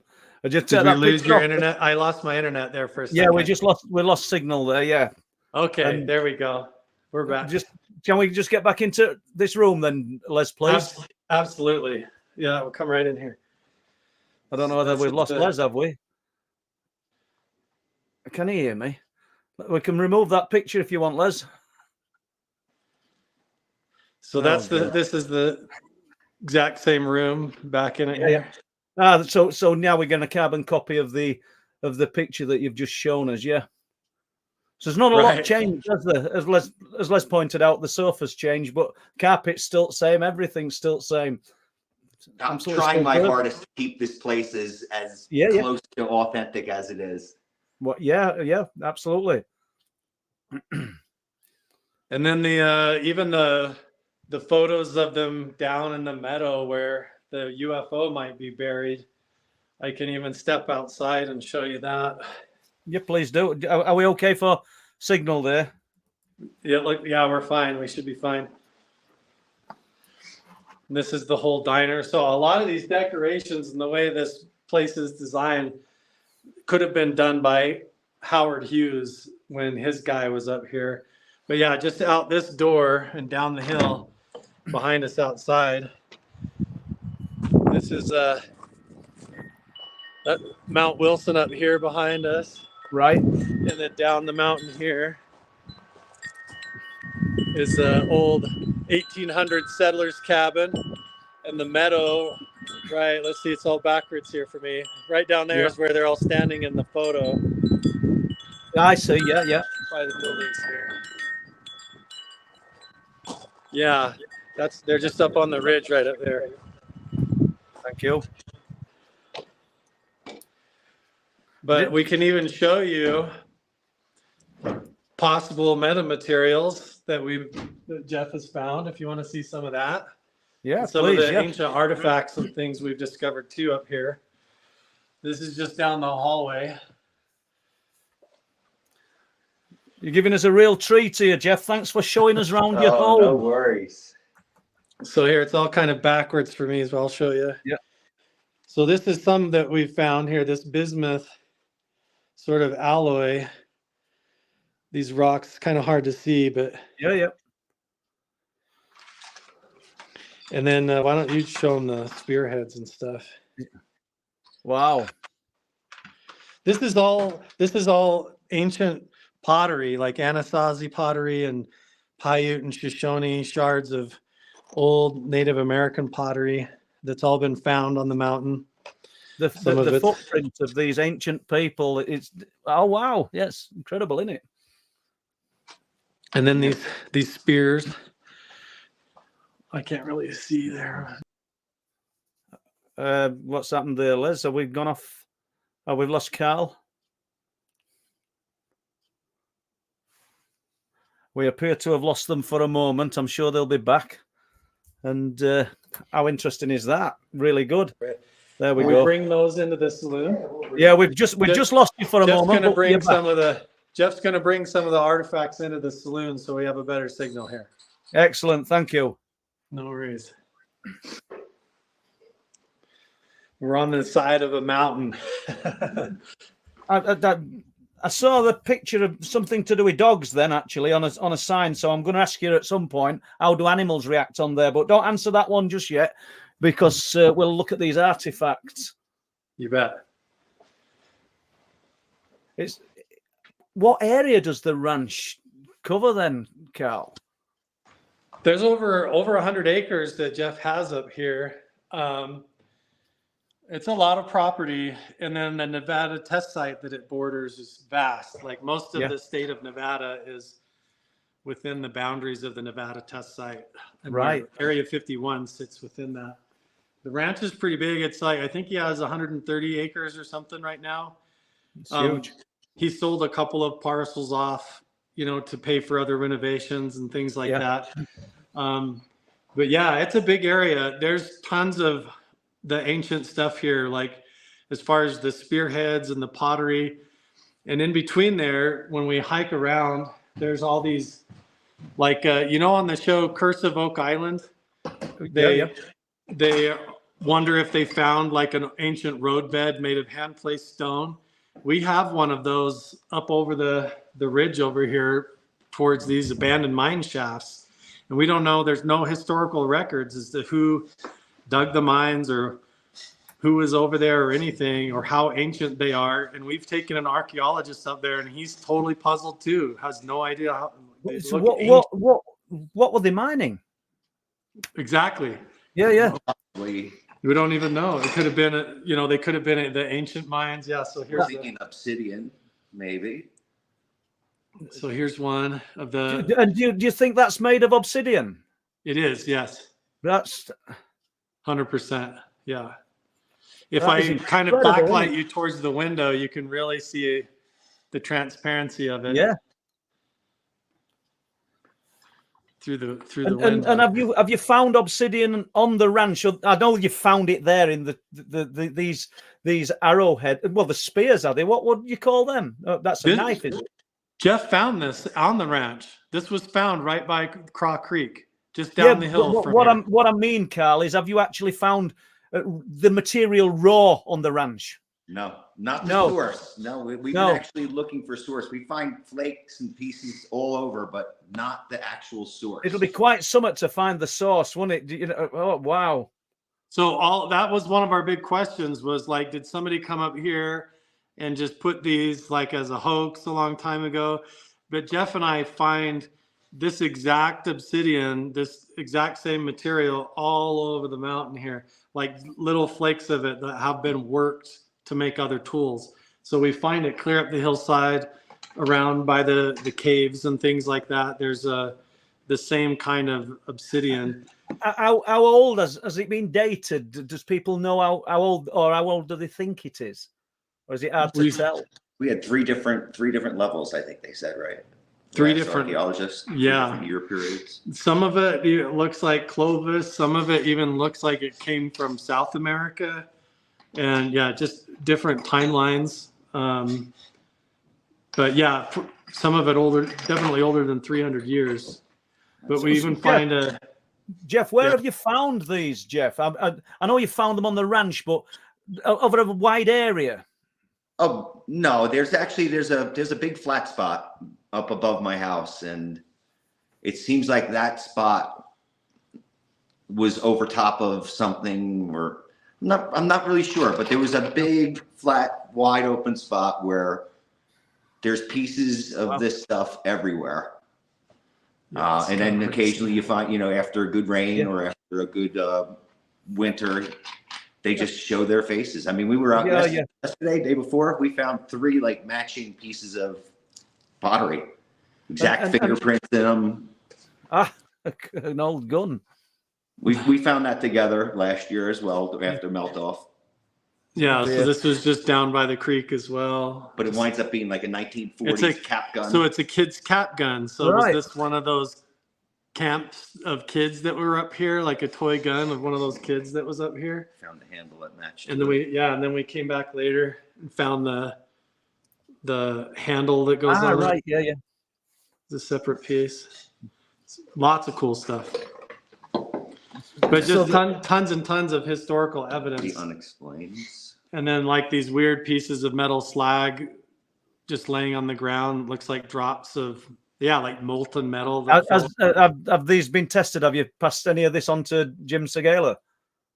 Jim is dying to come here still. All right. We're trying to arrange for Jim, and his wife are planning on coming here for a trip. Yeah, fabulous. But honestly, Jeff keeps a lot of this stuff secret unless the right people are here to look at it. Yeah. Well, we consider ourselves honest on the Truth Proof channel. Thanks for sharing that with us. So, shall we jump to these the cave art and the stone petroglyphs? I'm going to say it wrong, aren't I? I know I am. Sure. So petroglyphs are the ones that are carved into the stone, like etched in or notched in. Pictographs are the ones that are painted onto the stone with like a pigment or like a paint or dye or whatever.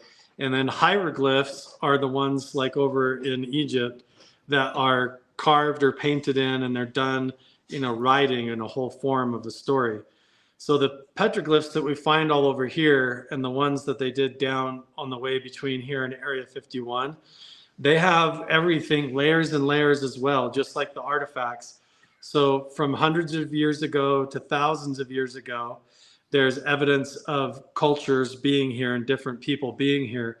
Even the legends and the carvings that say that there was giants and stuff. Well, so I guess that's where I'm going, Carl. I'm wondering if it's not just ancient artwork. Are they actually displaying the parts of the phenomena? And you're talking about giants. Can you see other similarities to what people are seeing and experiencing? That's where I'm aiming this at, really. Yeah, they would indicate like a footprint with extra toes or a figure with extra fingers and toes. And then there are certain ways that they would stylize them to indicate different tribes to call them the Site Ka, but they were like a race of giants that supposedly lived across this whole area. And we're only a few hours away from the whole story of Lovelock Cave, where the red-haired giants were killed and smoked out in the cave and buried over there, and the Smithsonian came and took them. And I've come across lots of information about that with way more detail about how their hair was braided and how their hands were tied behind their backs and hog-tied to their ankles, like they were tied up in there and then burned alive or whatever. I know you're telling us about the ranch, but can you just give us a breakdown? Just spend a few minutes on that for us. I've never heard of it. Yeah, so Lovelock Cave is this a cave in Nevada where the legend of the Native Americans here say that across this whole desert Southwest, there was a time frame where there was giants that were coming out of the underworld or the underground, and they were eating people.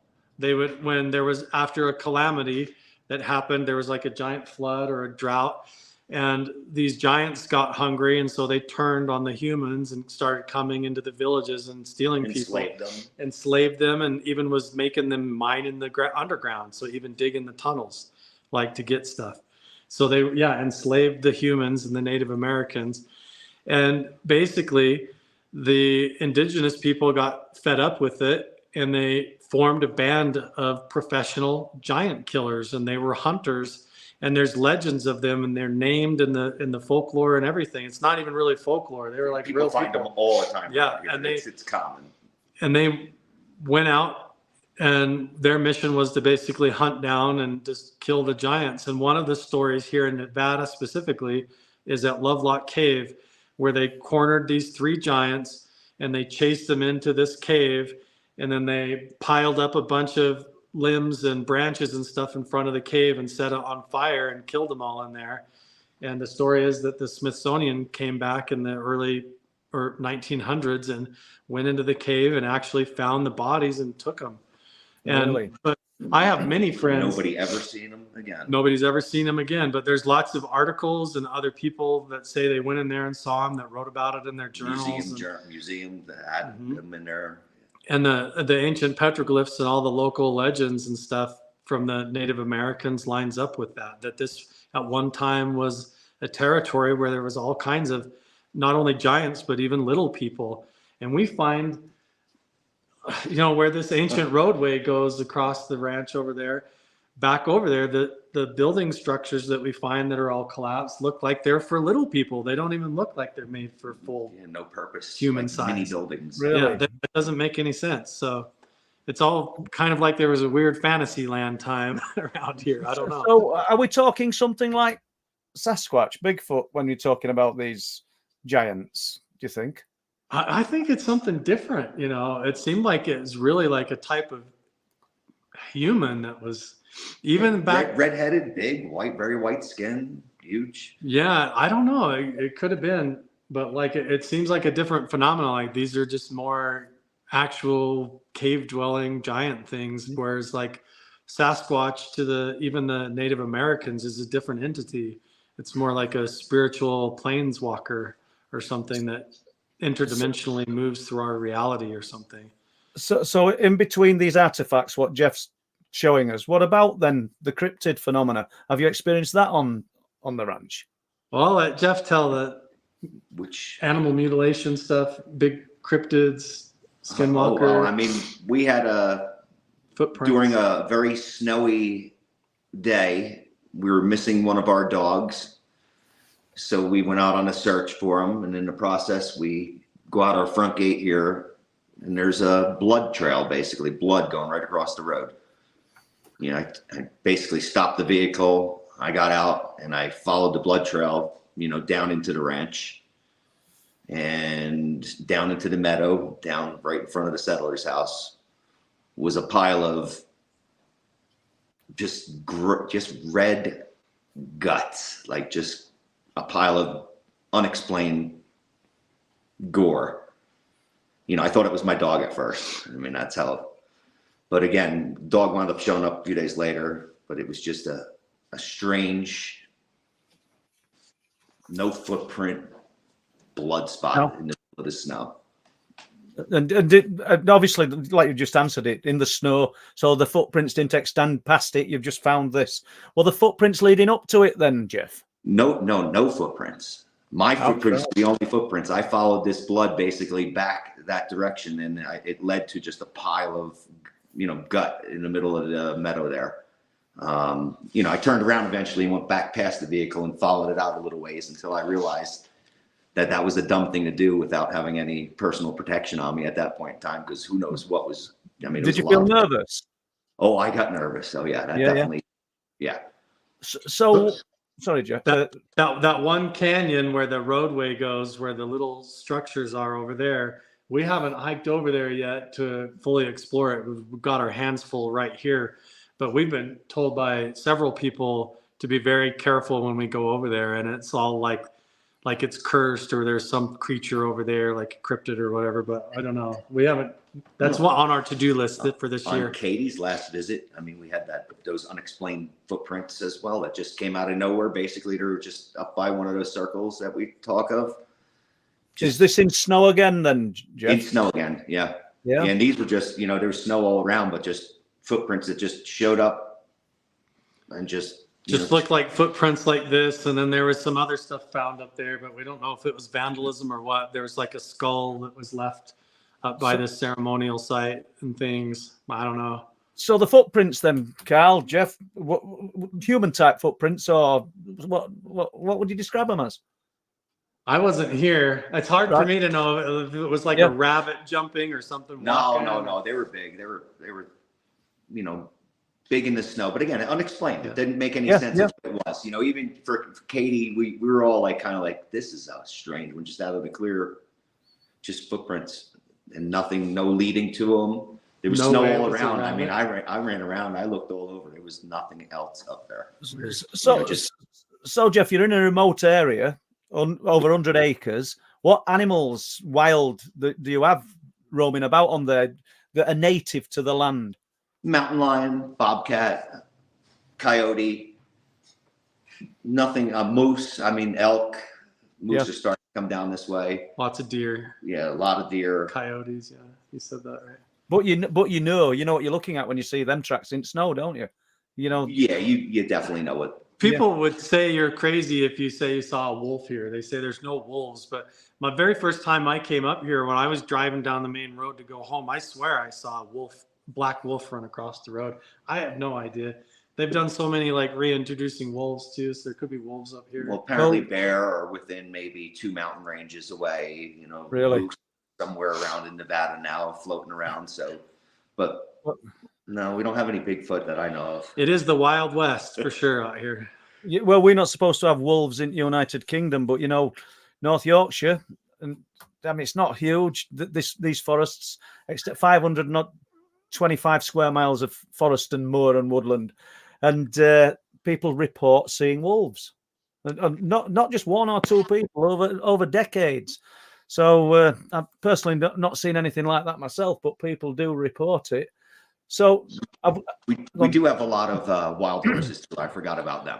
Yeah, there are wild horses and stuff that roam the desert out here, just like it is the Wild West. That's where they coined the phrase "the Wild West" was first used talking about Wild West, the town of Pioche, Nevada. There were so many murders and gold robberies and stuff like that happened that they called this area right here specifically the Wild West, and now that's become like a known saying.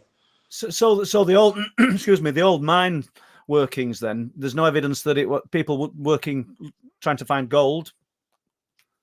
Oh, there definitely was. Yeah, this is the Silver State.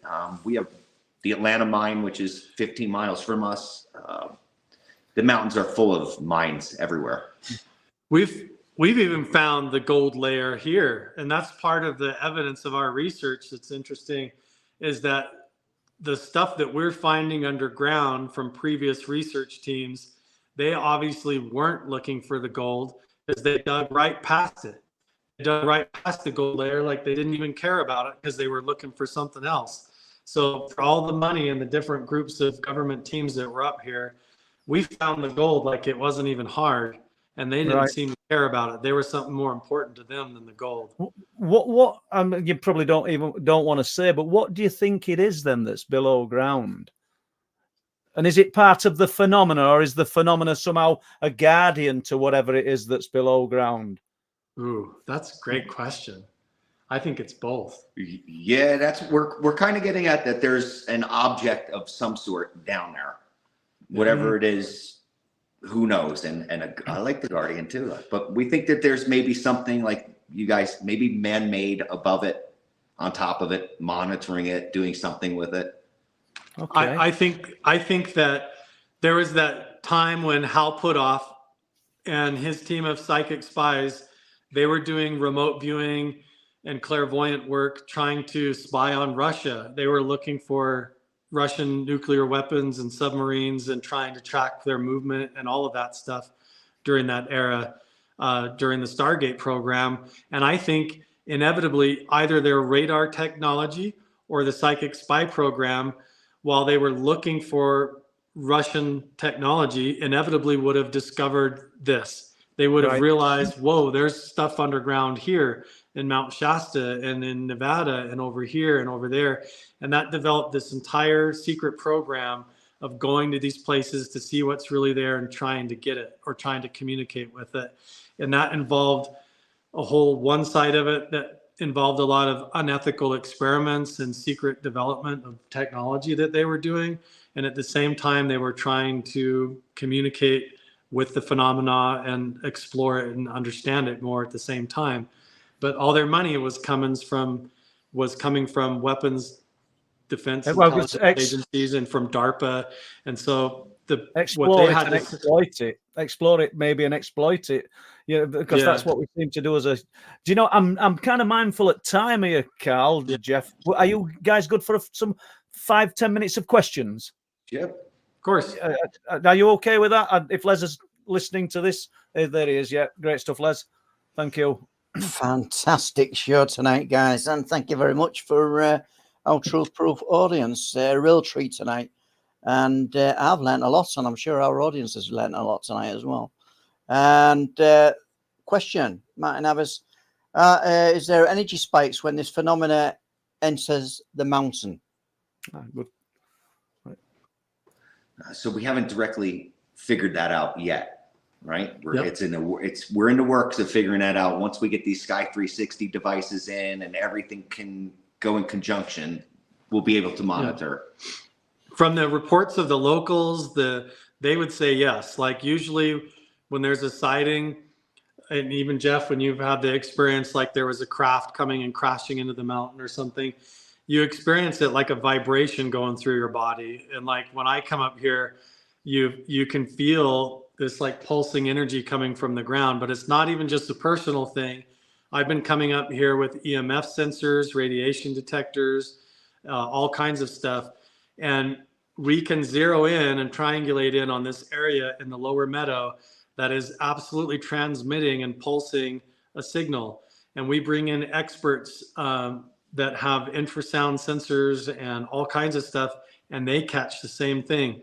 When the History Channel came with Andrew Bustamante and Paul, they had specialized equipment just to look for that, and we found it again. And not only that, we even communicated with it back and forth. And that's going to be the whole show that comes out in June. Our psychics as well, friends. Yeah. They've pinpointed right in that same spot. And so that's what's evolved to where we now have Dr. Segala's devices here to validate that on a continual basis. Instead of just having people come in with the gear, catch it for a week and then leave, we're going to have sensors here and hopefully expand on it to where we have sky systems and room systems and everything, so that when it happens, when the phenomena occurs, we catch all that data and have physicists analyzing it, helping us understand what it is. That's fabulous. Thank you. Yep. I've got a question from Enigma. Do Jeff and Carl think fear inhibits contact or performance? These places, in my experience, whether you're afraid or you're having a good time, act more like an amplifier or a capacitor to whatever you're doing. So I would say if you come into it and you're afraid, it's gonna amplify that and reflect that back, and you can end up with what we call skinwalker fever, where every little twig that snaps is your ghost, you know, and you get it, you know. And so we try to stay calm. Fearless is the key. Yeah, and we even check each other, even like why I wasn't here for the footprints, and that's why I'm like, how do you know it wasn't rabbits, you know? So we're always keeping each other level-headed and things. Yeah, and like when we had the experience last night, that's my opportunity when we hear the banging and the knocking, and I'm feeling that fear coming up, where this is my moment to step into that environment, to get the data, to get it on camera, and yeah, I try to communicate with it rather than just project a bunch of fear. Yeah, right away. Yeah. Thank you. Great answer. Yeah, and Martin Abbas, other than telling people to leave, has the shaman said anything else? What did the shaman say to Donald? No, I had a direct message from another woman. She enjoys, basically, he enjoys what we're doing, bringing people in, coming to the land. Yeah, there was a don't cut down any more trees. You know, that was one of the funny ones out of the whole thing, because I was, doing a lot of land clearing for fire patrol. I'm like, oh man, now I got to stop. Now I have like people like Carl cut the trees down around here. For me is I have a lot of recurring dreams where the same figure shows up in dreams a lot for me. When some of it's personal. Yeah, for me the messages are like I have dreams and then experiences like deja vu that line up, like these synchronicities, and then there's just like a knowing. Like right before when we found the pottery 2 days ago, it's like a clairvoyance almost, where absolute. Yeah, we're walking. We're going to find it. We're walking through the trees, and I get this whole feeling come over me, like we're walking into the area where all these ancient artifacts are. And Jeff is like, whoa, he's the one that says it. Oh, somebody's going to find something. And then about 10 seconds later, zeroed in, and there's just this ancient pottery laying on the ground nobody's ever seen before. And we have that a lot, that common experience, like we're being guided to find things, That kind of counters what I was just about to say. Does it kind of interact when you least expect it, but you're getting like a feeling in some instances, aren't you, that something's about to happen? Yeah, and sometimes it's very much a not today. We're like, we have a plan, like we're going to go do this. And then within 30 minutes, it's a giant blizzard and the wind's going totally sideways. And we look out the window and go, I guess that's a no. We're not doing that. So there's extreme fluctuations in weather, isn't there? It's obviously. Huge. Yeah. Well, we've had some of the best experiences with that ever. Like instantaneous rain, thunder, lightning. We've had almost clear skies, blue skies, and then drove up a dirt road like we were going to go do something. And then it's like these crazy black clouds and just violent lightning to where we like run to get in our cars. Like we're afraid we're going to get struck by lightning. Like, and strangely enough, some of the patents from around here involved weather manipulation. Yeah, could it be government weather control telling us, trying to like a defense system that they're messing? I don't know, but it's crazy. Absolutely. Yeah, it's very responsive, like spooky responsive. How many questions you got, Les? That's brilliant. Lots of questions. Alex Thompson, hi, Jeff and Carl. What is the scariest incidents on the ranch you've had? What's your scariest incident? That noise was definitely mind-boggling. The noise in the middle of the night. For me, the scariest incidents are when the phenomena from the ranch follows me home. When I'm home by myself and things occur after I've come up here and things like that, like stuff attaches and follows me home when I'm by myself and I don't have my friends and the job to do, and I'm just in my own safe space, and it feel that can get kind of weird, but this is something I've dealt with my whole life, and so I have a whole relationship with it now. That's not a big deal to me. It used to be a lot scarier, but it's not as much anymore. Okay. Right. Okay. Thanks for that. And Debbie Shaw is asking, have there been any unusual disappearances in the area around Mount Wilson or Skinwalker? I guess you mean people go missing out here in the county quite often. You know, they just go wander off and disappear. So yes, missing people. There's a lot of strange deaths. There are suicides. People that struggle with mental health and suicide. Yeah. Like okay. Fire another one after then, Les. Yeah, we'll go another one. I know you touched on this one earlier about strange conversations, guys, but have Jeff and Carl had any visitors from the Men in Black? No. Calls. Not really Men in Black. Like glitches and computer things.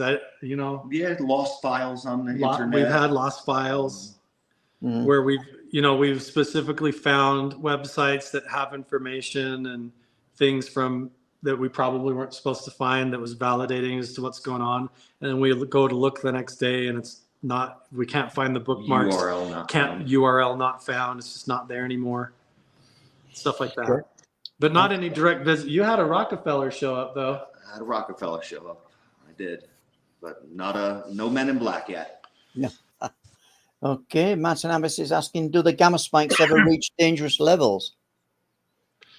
I'm not sure on the gamma spikes. I know there's been a couple of times where the radiation levels have gotten high enough to where they're right at that edge where it's not good for you. But what's funny is it's the people, like our friend Major was up here at the Halloween party. That was one of the games that we played during the Halloween party.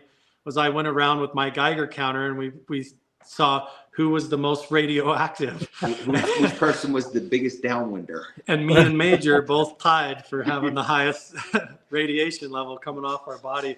But again, right over the meadow where this whatever's underground transmitting a signal, there are levels down there that if it was at peak for a long time, probably wouldn't be good to camp down there. Okay. Thank you. Okay, not so much a question, but an observation from Dazza G. Gammas come from an astronomical phenomena, so what are they doing showing up there is a mystery. Good question. Yeah, and how is it showing up at the exact same time as what seems like poltergeist interaction in the saloon? Right when I'm hearing it and seeing it in a place that's known for that activity. That Yeah, that's the whole thing. I can't make gamma radiation. I can't do that with a hallucination. And so when the sensor catches a gamma spike, that's coming from somewhere else into the room, into the sensor at the exact same time. And that's what we're trying to prove. That's how incredible this data that Jim's created and supplied is for you guys. It's actually providing evidence better than anecdotal evidence, at least. Right, our 2 hours are up, guys, and I'm afraid that's the end of the show. It looks like it does. Les, just go on, Les. Yeah, I've got to thank everybody who's made a financial donation to the Truth Proof channel tonight. That's Martin Abbas, Enigma, Vincent Tomlinson, T.A. and Karen Bierman. Thank you very much. Thank you very much. I'll just leave you guys to sign off. Yeah, we'll just sign off. But is there a parting message that you guys want to just say to us and say we're not coming back, but no, we'd love you back? And I would just say, if anybody wants to be a part of the team, to go check out the Mount Wilson Ranch Patreon. You can join the team, be part of the MUPOS study group, and see the live feeds of all the data as we get it and all of that. And also, if you want to come and see for yourself, even rent a room and come check it out for yourself. Thank you. Perfect. Thank you for giving us 2 hours of your time, Jeff. Seriously, it's been absolutely brilliant showing us around what is, after all, your home. And Carl, thank you. Appreciated. Thank you very much. Have a great day, gentlemen. Thank you. Thank you. So from Truth Proof, it's good night, and we'll see you all on Sunday evening. Bye. Thank you.